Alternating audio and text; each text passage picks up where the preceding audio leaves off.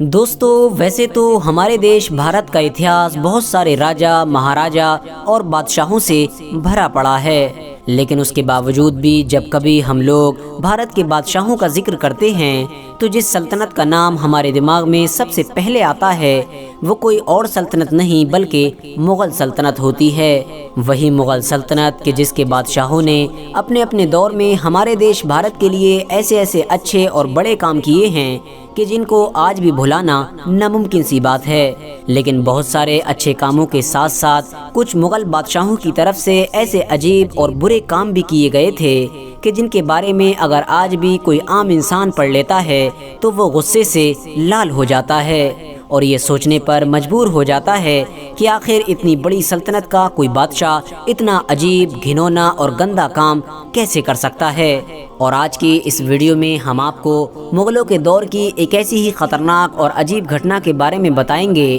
کہ جو مغلوں کے سنہرے اتہاس پر ایک کالے دھبے کی طرح موجود ہے۔ آج بھی جو انسان اس خطرناک اور عجیب گھٹنا کے بارے میں پڑھتا ہے وہ انسان پوری طرح سے ہل جاتا ہے۔ تو دوستو سب سے پہلے تو ہم آپ کو یہ بتاتے چلیں کہ آج کی اس ویڈیو کو بنانے کے لیے منتخبات التواریخ نام کی کتاب کی مدد لی گئی ہے، جس کتاب کو انڈیا کے ایک مشہور ہسٹورین یعنی عبدالقادر بدایونی نے لکھا تھا۔ آپ کو بتاتے چلیں کہ عبدالقادر بدایونی کوئی عام ہسٹورین نہیں بلکہ ایک ایسے بڑے اور مشہور ہسٹورین ہیں کہ جن کا دور بھی لگ بھگ اکبر کے آس پاس ہی گزرا تھا، کیونکہ عبدالقادر بدایونی کی پیدائش بھی 16ویں صدی میں یعنی 1540 میں ہوئی تھی۔ RH نیٹورک کے نالجیبل فرینڈز، یہ کہانی ہے اس دور کی کہ جب مغل سلطنت کی گدی پر مغل سلطنت کا تیسرا بادشاہ یعنی جلال الدین محمد اکبر بیٹھ چکا تھا۔ بہت کم عمر میں گدی حاصل کرنے کے باوجود بھی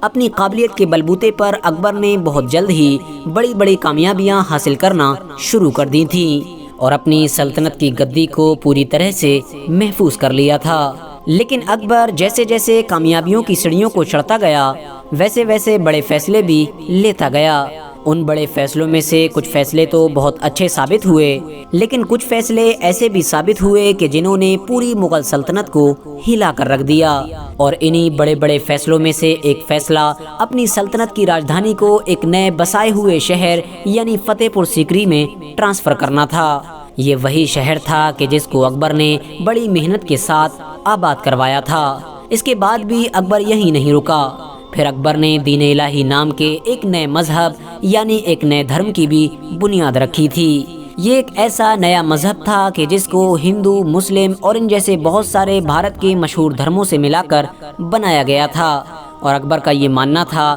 کہ اس نے اپنے اس نئے دھرم میں سبھی دھرموں کی اچھی چیزوں کو شامل کیا ہے۔ اسی لیے بھارت دیش کے لوگوں کو چاہیے کہ وہ سارے دھرموں کو چھوڑ کر میرے اس نئے مذہب کو اپنا لیں۔ لیکن دوستو اکبر کے اس نئے مذہب کی وجہ سے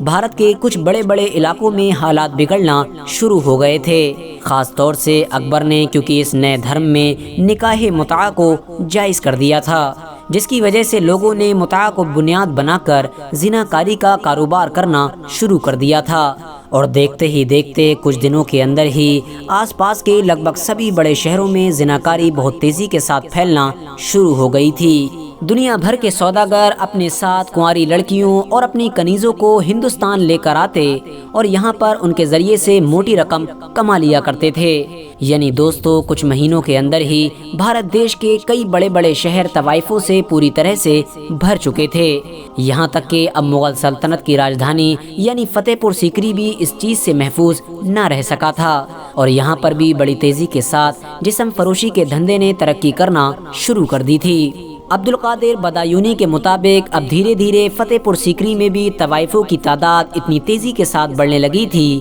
کہ اب ان کی گنتی کرنا ایک مشکل کام تھا۔ اس کے علاوہ دور کے سوداگر فتح پور سیکری میں آ کر بھی اپنی کنیزوں کے ذریعے سے دونوں ہاتھوں سے مال اکٹھا کرنے میں بزی ہو گئے تھے۔ یہ سبھی سوداگر باقاعدہ فتح پور سیکری کے امیر اور بڑے پدوں پر بیٹھے ہوئے لوگوں سے ان کی پسند کے مطابق منہ مانگی رقم وصول کیا کرتے تھے، جس کی وجہ سے اب فتح پور سیکری کے حالات بھی بہت زیادہ خراب ہو گئے تھے۔ اکبر کے محل میں بیٹھنے والے لگ بھگ سبھی دھارمک لوگوں نے یعنی سبھی مذہبی لوگوں نے اکبر کو سمجھانے کی بہت کوشش کی اور بار بار اکبر کو یہ بتایا کہ ہمارے شہر یعنی فتح پور سیکری کے حالات بہت زیادہ خراب ہو رہے ہیں، جتنا جلدی ہو سکے اس کو کنٹرول کیا جائے۔ لیکن ان سبھی باتوں کا اکبر کے اوپر بالکل بھی اثر نہیں ہوا کرتا تھا، یہاں تک کہ شیخ سلیم چشتی یعنی وہ بڑے بزرگ کہ جن کی یاد میں اکبر نے فتح پور سیکری نام کا یہ شہر آباد کیا تھا، وہ بھی اس بات سے بہت زیادہ پریشان رہنے لگے اور اسی بات کے غم میں ہی ان کی وفات ہو گئی تھی۔ لیکن بعد میں جب فتح پور سیکری کے حالات پہلے سے بھی زیادہ خراب ہونا شروع ہو گئے تو مذہبی لوگوں کے ساتھ ساتھ اب عام لوگوں نے بھی اکبر کی خدمت میں شکایتیں کرنا شروع کر دیں، جس کی وجہ سے اب مجبوری میں اکبر کو جھکنا پڑا اور 1582 میں اکبر نے ایک شاہی فرمان جاری کر دیا، جس فرمان کے تحت فتح پور سیکری میں رہنے والی اس طرح کی ساری عورتوں کو فوراً نکل جانے کا آرڈر دیا گیا اور ان کے لیے فتح پور سیکری کے بالکل پاس ہی میں ایک نیا شہر آباد کیا گیا، جس شہر کے اندر نہ صرف فتح پور سیکری کی ساری طوائفوں کو آباد کیا گیا بلکہ اس کے ساتھ ساتھ دوسرے شہروں کی طوائفیں بھی آباد ہونے کے لیے اس شہر میں آنے لگیں اور دیکھتے ہی دیکھتے کچھ دنوں کے اندر ہی یہ طوائفوں کا ایک بڑا شہر بن چکا تھا، جس کو قانونی طور پر شیطان پورہ کا نام دیا گیا تھا۔ اکبر کے اس نئے فرمان کے بعد شیطان پورہ میں نہ صرف ہندوستان بلکہ دنیا بھر کی دور دور کی طوائفیں آ کر بھی آباد ہونا شروع ہو گئی تھیں۔ اس شہر کو اور اچھا بنانے کے لیے باقاعدہ اکبر کی گورنمنٹ کی طرف سے پورا انتظام کیا گیا تھا۔ جو مرد بھی اس شہر میں انٹر ہونا چاہتا تھا اس کو داخل ہونے سے پہلے اپنی ساری جانکاری ایک رجسٹر میں لکھوانا پڑتی تھی۔ اس کے علاوہ اگر کسی کو اس شہر کی کسی عورت کو شہر سے باہر لے جانا ہے تو اس کے لیے بھی باقاعدہ پورا رجسٹریشن کرانا پڑتا تھا۔ یعنی دوستو اس شہر کے لیے باقاعدہ ایک الگ سویدھان اور پورا نظام تیار کیا گیا تھا۔ اس شہر میں رہنے والی عورتوں کو اپنی حفاظت کے لیے نہ صرف سرکار کی طرف سے سپاہی دیے گئے تھے بلکہ باقاعدہ بھاؤ طے کرنے والے لوگوں کا بھی انتظام کیا گیا تھا۔ دوستو اس شہر کا یہ قانون بھی تھا کہ شہر میں کنواری لڑکی کے ساتھ پہلی رات گزارنے کی اجازت صرف اور صرف ان لوگوں کو تھی کہ جن لوگوں کا تعلق شاہی محل سے ہوا کرتا تھا، یعنی شاہی محل میں رہنے والے بڑے بڑے امیر ہی پہلی رات کنواری لڑکی کے ساتھ گزار سکتے تھے۔ لیکن اس چیز کا بھی غلط استعمال ہونے لگا اور کنواری لڑکیوں کی وجہ سے بڑے بڑے امیروں میں جھگڑا اور لڑائی ہونا ایک عام بات ہو چکی تھی۔ نہ صرف لڑائی جھگڑا بلکہ ایک دوسرے پر جان لیوا حملہ کرنا بھی شروع کر دیا تھا۔ دوسری طرف اس شہر کے اندرونی حالات بھی خراب ہونا شروع ہو گئے تھے۔ بڑا نام رکھنے والے گندی نیت کے لوگوں نے اب یہاں پر بھی اپنے پیسوں کے ذریعے سے اپنا بزنس سیٹ کرنا شروع کر دیا تھا، یہاں تک کہ بہت سارے لوگ اب پیسوں کے ذریعے سے ان کنواری لڑکیوں کو بھی خرید لیا کرتے تھے کہ جن کے ساتھ پہلی رات گزارنے کی اجازت صرف اور صرف محل کے امیروں کو ہوا کرتی تھی، جس کی وجہ سے اب دھیرے دھیرے بادشاہ اکبر کے پاس بہت ساری شکایتیں پہنچنا بھی شروع ہو گئی تھیں۔ 16ویں صدی کے اتہاسکار یعنی عبد القادر بدایونی کے مطابق آخرکار اکبر نے اب ایک بڑا فیصلہ لیا اور اس طرح کے تمام لوگوں کو سزا دینے کا ارادہ کیا کہ جو اکبر کے اس نئے شہر کے تمام قانونوں کی دھجیاں اڑا رہے تھے۔ لہٰذا اکبر نے سب سے پہلے شیطان پورہ بھیجنے کے لیے کچھ خوبصورت اور کنواری لڑکیوں کا انتظام کیا اور ان سے یہ وعدہ لیا کہ وہ اکبر کو ضرور بتائیں گی کہ آخر ان کے ساتھ پہلی رات کس انسان نے گزاری۔ لیکن دوستو بادشاہ اکبر کی اس خطرناک چال کی خبر پہلے ہی محل میں موجود کچھ دھارمک لوگوں تک بھی پہنچ گئی تھی، جس کی وجہ سے محل میں رہنے والے ان سارے لوگوں نے رشوت کی مدد سے ان ساری لڑکیوں کو اس بات پر راضی کر لیا تھا کہ وہ شہر سے واپس آنے کے بعد بادشاہ سلامت کو صرف ان لوگوں کے نام بتائیں گی کہ جو حقیقتاً ان لوگوں کے دشمن ہیں، اور ان میں سب سے بڑا نام بیربل کا تھا، کیونکہ دوستو محل میں رہنے والے ان سبھی لوگوں کا یہ ماننا تھا کہ بیربل ہی وہ انسان ہے کہ جس کی وجہ سے بادشاہ سلامت نے دین الہی جیسا ایک مذہب تیار کیا ہے، اور اس کی وجہ سے ہی بادشاہ سلامت الٹی سیدھی چیزوں میں پڑا رہتا ہے۔ یہی وجہ تھی کہ جب وہ ساری عورتیں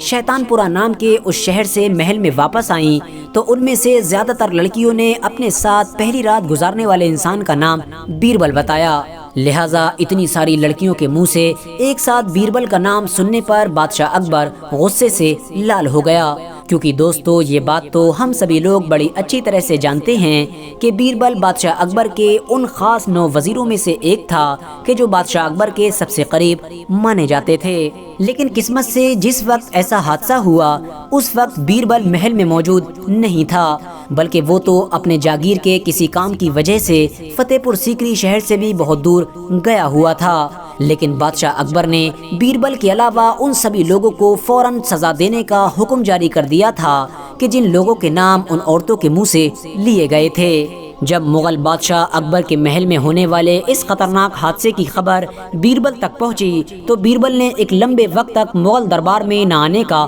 فیصلہ کیا، جس کی وجہ سے آخرکار بادشاہ اکبر کا غصہ ٹھنڈا پڑ گیا اور بادشاہ اکبر نے ایک لمبے وقت کے بعد بیربل کے لیے ایک معافی نامہ بھی جاری کر دیا، جس کے بعد بیربل واپس لوٹ آیا تھا۔ لیکن دوستو یہ بات تو ہم سبھی لوگ بڑی اچھی طرح سے جانتے ہیں کہ کچھ وقت کے بعد ہی فتح پور سیکری نام کا یہ شہر ویران ہونا شروع ہو گیا تھا، کیونکہ اس شہر کے سارے پانی کے کنویں سوکھنا شروع ہو گئے تھے، جس کی وجہ سے مغل بادشاہ کو اپنی راجدھانی ایک بار پھر سے فتح پور سیکری سے واپس دوسرے شہر ٹرانسفر کرنا پڑی تھی، اور مغل سلطنت کی راجدھانی فتح پور سیکری سے چلے جانے کی وجہ سے یہ پورا کا پورا علاقہ ہی ویران ہو گیا تھا، اور پاس ہی میں بسا ہوا یہ چھوٹا سا شہر یعنی شیطان پورہ بھی اب اجڑنا شروع ہو گیا تھا، کیونکہ دوستو فتح پور سیکری سے راجدھانی چلے جانے کی وجہ سے اس شہر کا پورا بزنس ٹھپ ہو گیا تھا، اور اس شہر میں رہنے والی عورتوں نے دوسرے شہر میں آباد ہونا